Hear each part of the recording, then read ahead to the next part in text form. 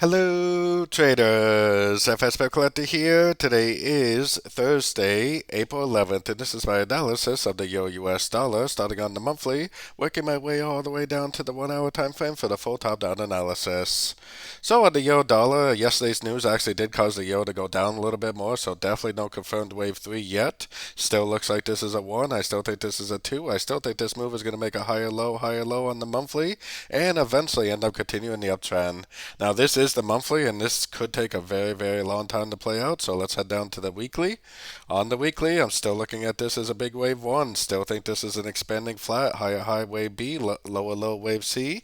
Definitely looks like an expanding flat. This looks to be like an uptrend. I still think this is a wave 1. Most likely we still are in that wave 2. Unfortunately, no confirmed wave 3 yet, and eventually I think it is still going to go up for a big wave 3, but we are definitely still going down on the shorter time frames. So heading down to the daily time frame.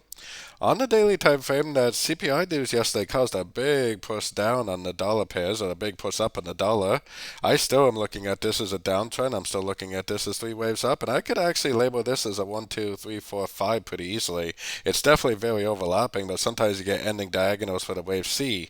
We don't have a Fibonacci bounce yet. For some reason, I don't really trust this move down. I don't really think it's just going to keep on going down. I think it's more likely that it will end up eventually continuing back up. So going down to the 4 hour time frame, definitely still in a downtrend, definitely no higher low, no breaker structure, no reason at all to do anything but looking for shorts on shorter time frames. To me, it does kind of look like a 1, 2, 3, 4, 5. So if it does break structure to the upside, then possibly you could start looking for longs if you are a short time frame trader. But what's likely to happen is it's likely to be another correction and not likely to be another continuation of the downtrend. Taking it right down to the 1 hour time frame, it looked like it was going to break structure, but it definitely has not done so yet. No structure break to the outside tells me that I would definitely still be looking for longs, or shorts that is, especially on the shorter time frames.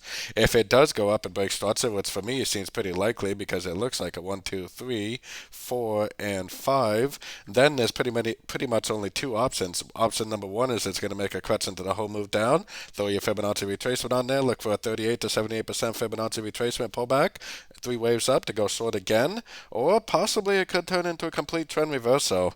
Probably more likely it will end up being a correction to this last move down, but you definitely never know.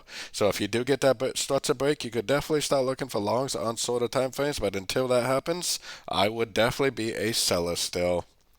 So don't forget to join my free Discord channel link down here in the corner, and don't forget to check out my membership program that gives you access to the live trading sessions and the swing trade setups at my website, fxpipcollector.com. As always, thank you and happy trading.